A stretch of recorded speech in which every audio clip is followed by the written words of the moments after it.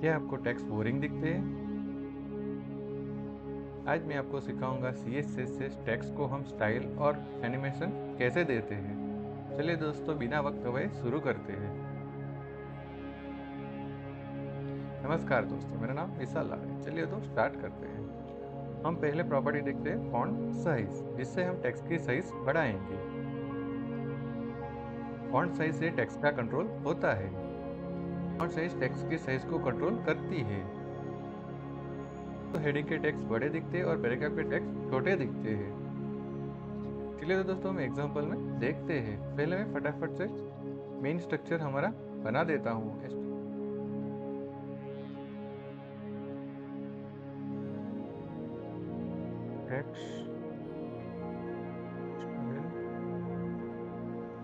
से पहले सही हो जाएगा। यहाँ पे पहले हम लिखेंगे H1 को क्लोज कर देंगे।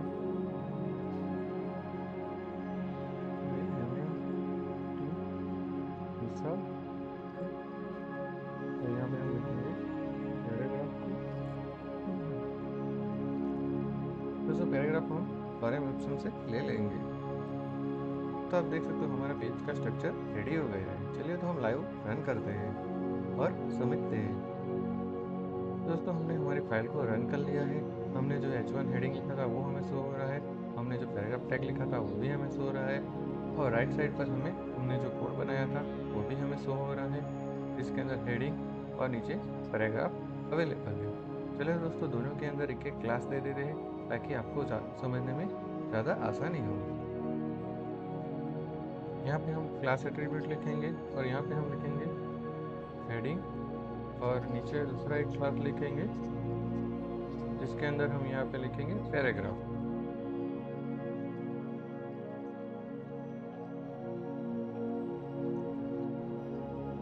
अब दोस्तों, यहाँ पे हम सिंपल इनलाइन स्टाइल भी कर सकते हैं।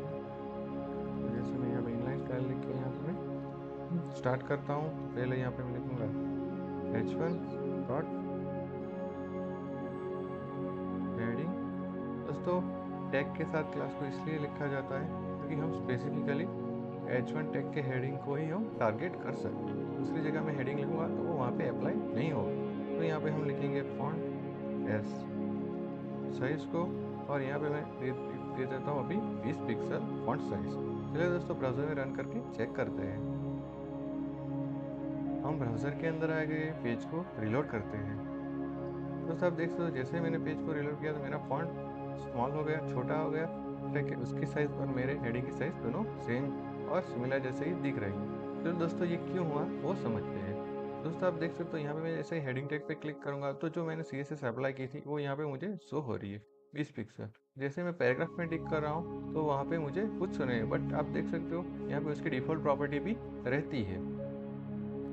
दोस्तों, हेडिंग की डिफॉल्ट साइज होती है 24 पिक्सल्स, जो अभी हम फिर से करके आपको दिखाते हैं। जैसे कि यहाँ पे मैं 24 लिख देता हूँ तो हेडिंग हो गया। अभी हेडिंग की मुझे साइज जो भी रखनी है तो मैं इस हिसाब से यहाँ पे बढ़ा सकता हूँ। दोस्तों, यहाँ पे मैं REM से भी साइज डिफाइन कर सकता हूँ, जैसे कि मैं 1 2 3 4 कर सकता हूँ। दोस्तों, सेम हम पैराग्राफ की भी साइज देते हैं। तो यहाँ पे हमने सीखा था उस तरह से पॉइंट पर क्लिक करेंगे प्लस आइकन पर और यहाँ लिखेंगे फॉन्ट साइज और फॉन्ट साइज में दे देता हूँ अभी 30 पिक्सल, जो हमारे हेडिंग से भी बढ़ जाएगी। दोस्तों, आप देख सकते हो कि फॉन्ट साइज का हम इस तरह से यूज़ कर सकते, जहाँ पे हम हमारे हेडिंग को और पैराग्राफ को अलग कर सकते हैं और हम हमारे अकॉर्डिंगली साइज को सेट कर सकते हैं। चलिए तो दोस्तों, नेक्स्ट प्रॉपर्टी समझते हैं। नेक्स्ट है फॉन्ट वेट। फॉन्ट वेट का यूज टेक्स्ट को थिक करने के लिए, नॉर्मल करने के लिए, बोल्ड करने के लिए यूज होता है, जैसे इंपॉर्टेंट पॉइंट हाईलाइट करने के लिए। दोस्तों, आपने देखा होगा जैसे कि हमारा कोई ब्लॉग होता है, कोई न्यूज़ होता है, उसमें कोई वर्ड हाईलाइट करने का हाईलाइटर यूज़ करते हैं। उस तरह से हम यहाँ पे भी हमारे वर्ड को हाईलाइट कर सकते हैं। दोस्तों, हम ये से एग्जाम्पल में देखते हैं। दोस्तों, मैं पेज को रिलोड कर देता हूँ ताकि ये ओरिजिनल साइज में आ जाए और आपको ज़्यादा पता चले। जैसे कि जैसे मैं अभी पैराग्राफ में क्लिक करता हूँ और यहाँ पे मैं पैराग्राफ का सिंपल एक CSS लिखता हूँ। यहाँ पे मैं लिखूंगा फॉन्ट एस वेट। अभी के लिए वो डिफॉल्ट रहेगी 500, अभी मैं 100 कर रहा हूँ तो वो इसकी डिफ़ॉल्ट है। उसे मैं जैसे ही बढ़ाता हूँ 200, कुछ चेंज नहीं रहेगा। 300, 400, 500, 600। दोस्तों मैंने कहा था रिफिल उसकी 500 तक रहती है फ़ॉन्ट। जैसे ही मैंने 600 की तो हमारा टेक्स्ट थोड़ा बोल्ड हो गया। इसी तरह से मैं उसकी बढ़ाता 700 कर देता हूँ तो मुझे यहाँ पे कोई चेंज नहीं दिखेगा क्योंकि वो एज अ सिमिलर है। इस तरह जैसे ही मैं 800 करता हूँ तो उससे ज़्यादा आ जाएगी। उसके बाद मैं इसके 900 कर सकता हूँ। उस तरह से मैं डायरेक्ट वैल्यू भी लिख सकता हूँ और यहाँ पे मैं जैसे बोल्ड लिखूँ, यहाँ पे जैसे मैं बोल्ड भी लिख सकता हूँ, जैसे कि मैं यहाँ पे नॉर्मल डॉट डिफ़ॉल्ट रहती ही है। तो दोस्तों सेम फॉन्ट वेट हम अप्लाई करेंगे हेडिंग टैग के ऊपर ताकि आपको ज़्यादा पता चले। Font weight, sorry, font dash weight, और यहाँ पे मैं कर दूंगा लाइटर। दोस्तों आप देख सकते हो जो हमारा हेडिंग था वो बोल्ड था वो स्मॉल हो गया। इस तो दोस्तों हम इस तरह से फॉन्ट वेट का भी यूज़ कर सकते हैं। हम हमारे कोई भी पैराग्राफ को, हेडिंग को उसके हिसाब से फॉन्ट वेट दे सकते हैं जिस हिसाब से हम चाहे। चलो दोस्तों नेक्स्ट प्रॉपर्टी समझते हैं। नेक्स्ट है फॉन्ट फैमिली। प्रॉपर्टी टेक्स्ट के फॉन्ट को चेंज करती है, वेबसाइट का लुक प्रोफेशनल बनाती है। चलिए तो दोस्तों हम ब्राउज़र में जाके समझते हैं। उसके बाद जैसे यहाँ पे मैंने लिखा फॉन्ट डैश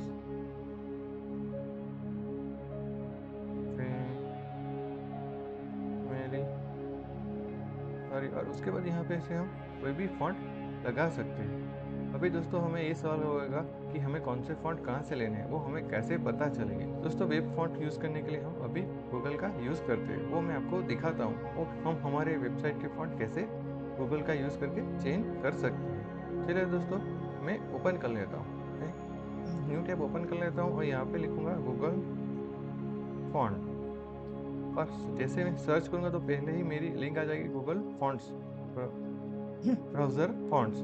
मैं इसके ऊपर ओपन करता हूँ तो दोस्तों आप यहाँ पे देख सकते हो, यहाँ पे मुझे सारे फॉन्ट्स मिल रहे हैं। साथ में आप दोस्तों देख सकते, जैसे ही हम यहाँ पे ओपन करेंगे दोस्तों आप देख सकोगे तो यहाँ पे हमें 1929 फॉन्ट गूगल फ्री में प्रोवाइड कर रहा है। ये हम हमारी वेबसाइट में डायरेक्ट यूज़ कर सकते हैं। तो चलिए दोस्तों समझते हैं उसे हम कैसे यूज़ कर सकते हैं। तो पहले हमें यहाँ से जो भी फॉन्ट चाहिए वो सिलेक्ट करना है। यहाँ से हम सर्च भी कर सकते हैं। तो यहाँ पे हम थोड़े परशुरा या ऐसे दोस्तों अभी के लिए हम ये फॉन्ट ले लेते हैं ताकि आपको ज़्यादा पता चले कि ये फॉन्ट थोड़े डिफरेंस हैं, तो हमें दिखेंगे भी प्रॉपर हमारे ब्राउज़र के अंदर। इसके ऊपर जैसे ही हम क्लिक करेंगे, हमारा ब्राउज़र है, इसके ऊपर हम जैसे ही क्लिक करते हैं तो उसके वो डिटेल पेज में हमें लेके चला जाएगा, जहाँ पे फॉन्ट का नेम, फॉन्ट की साइज़, फॉन्ट की स्टाइल, वो सब यहाँ पे हमें दिखेगी। तो यहाँ से हम अपने हिसाब से कस्टमाइज़ भी कर सकते हैं। दोस्तों अभी फॉन्ट को यूज़ करना है तो यहाँ पे हम क्लिक करेंगे गेट फॉन्ट के ऊपर। जैसे ही यहाँ पे हम क्लिक करेंगे तो यहाँ से हमें ऑप्शन पूछेगा, हमें पे क्लिक करेंगे तो यहाँ पे हमें वो ऑप्शन रहेंगे एम्बेडेड कोड या डाउनलोड। हम इसके डाउनलोड करेंगे तो हमारे पास एक फॉन्ट की फाइल डाउनलोड करके देगा जिससे हम डायरेक्ट यूज़ कर सकते हैं। और दूसरा ऑप्शन है हम डायरेक्ट कनेक्ट करके यूज़ करें। तो हम पहले यहाँ से इसे डायरेक्ट ही कनेक्ट करेंगे। तो यहाँ पे हम उसने दोस्तों यहाँ से हमें कॉपी कोड लिखा है, यहाँ से हमें एक बार कॉपी कर लेना है और हमारे ब्राउज़र के हेड सेक्शन में उसे पेस्ट कर देना है। चलिए तो हम उसे पेस्ट भी कर देते हैं। तो हमने हमारा टेक्स्ट एडिटर ओपन कर लिया है और जो टाइटल है उसके नीचे हम इस कोड को पेस्ट कर देंगे। दोस्तों कोड कॉपी पेस्ट करने में थोड़ा फॉर्मेटिंग चेंज होता है तो हम उसे टैब की से थोड़ा प्रॉपर कर लेते हैं और कंट्रोल एस से फाइल को सेव कर लेते हैं। दोस्तों डायरेक्ट एम्बेडेड कोड यूज़ करने का फ़ायदा ये है कि हमने एक बार फाइल डाउनलोड कर ली, हमारे प्रोजेक्ट में डाल दी तो वो वही वर्जन रहेगा। बट उसमें इनकेस कुछ चेंज आए, कुछ अपडेट आए तो हम लाइव एम्बेडेड लिंक करते हैं तो ऑटोमेटिकली वो अपडेट भी कर देता है। और जो हमारी फाइल लोकल सिस्टम में रहती है वो लोडिंग टाइम ज़्यादा लेती है और जो CDN में इसके लाइव लिंक होती है वो फटाफट लोड होती है क्योंकि वो सर्वर से डायरेक्ट हिट होती है। चलिए दोस्तों अभी फॉन्ट फैमिली के बारे में दोस्तों हम समझते हैं कि उसे हम कैसे अप्लाई करना है। चलिए हम गूगल फॉन्ट में फिर से जाते हैं।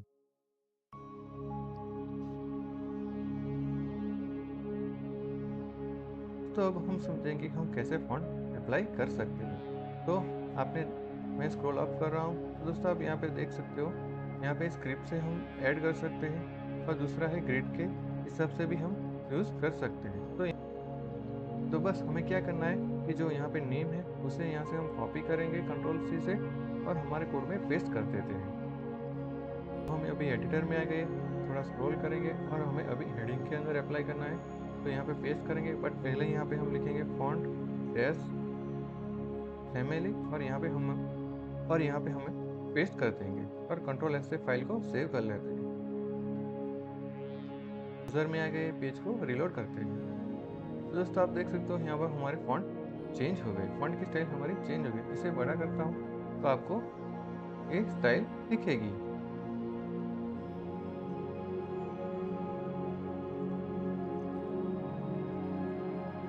तो यहाँ से हम वैल्यू कॉपी कर लेते हैं और एडिटर में पेस्ट करते हैं।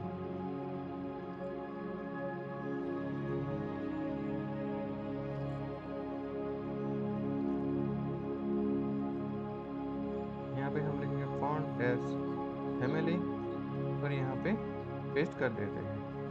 कंट्रोल एस से फाइल को सेव कर लेते हैं।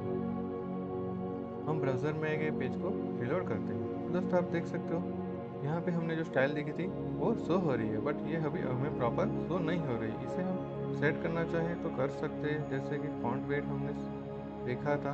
तो यहाँ पे मैं आपको प्रॉपर समझाता हूँ। जैसे कि मैं 100 लिखता हूँ तो आपको ऐसा दिखेगा, सॉरी हाँ 100 लिखता मैं यहाँ पे 100 लिखूँगा तो आपको इस तरह से टेक्स्ट लगेंगे। जिसके मैं 200 करता हूँ तो थोड़ा बढ़ जाएंगे, 300 करता हूँ तो और थोड़ा थिक लगेंगे, 400 करता हूँ तो और थिक लगेंगे, उसे 500 कर देता हूँ तो थोड़े और थिक लगेंगे। दोस्तों इस तरह से हम फॉन्ट की वेट की सेट कर सकते हैं और गूगल फॉन्ट से हम कोई भी फॉन्ट हमारी वेबसाइट में डायरेक्ट लिंक करके यूज़ कर सकते हैं। जैसे कि दोस्तों को कोई भी हमें फॉन्ट चाहिए तो हम गूगल पे जाएंगे और यहाँ से हम कॉल बैक करते हैं, फॉन्ट्स में जाएंगे और यहाँ से जो भी फॉन्ट चाहिए, जैसे कि रोबोटो फॉन्ट होते वो डिफ़ॉल्ट होते हैं, मीन्स के जो प्रॉपर टेक्स्ट रीडिंग के लिए यूज़ होते हैं और प्रोफेशनल वेबसाइट में भी यूज़ होते हैं।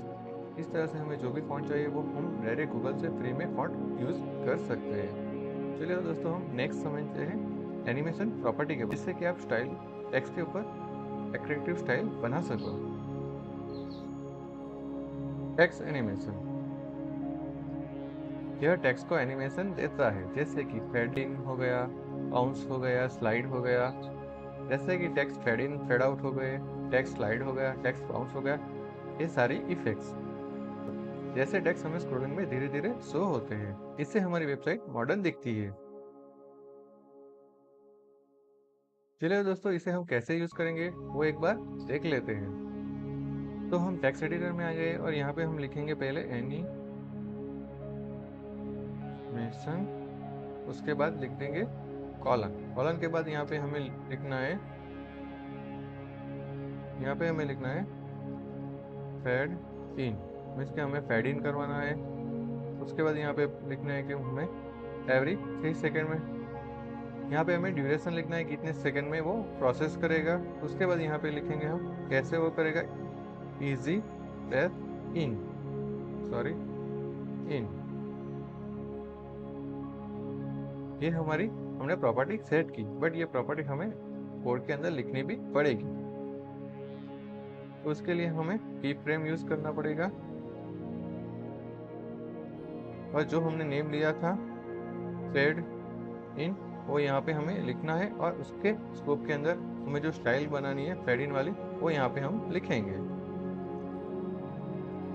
यहाँ पे हम पहले फ्रॉम लिखते हैं, फ्रॉम के अंदर जो इनिशियल स्टार्ट होगा वो यहाँ पे आएगा। तो यहाँ पे मैं दे देता हूँ ओपासिटी। दोस्तों ओपासिटी का यूज इसलिए होता है कि जो हमें टेक्स्ट है वो हमें कितना डार्क दिखाना है उसके लिए हम यूज करते हैं। जो हमने कलर प्रॉपर्टी में देखा था वो अभी भी हम समझेंगे।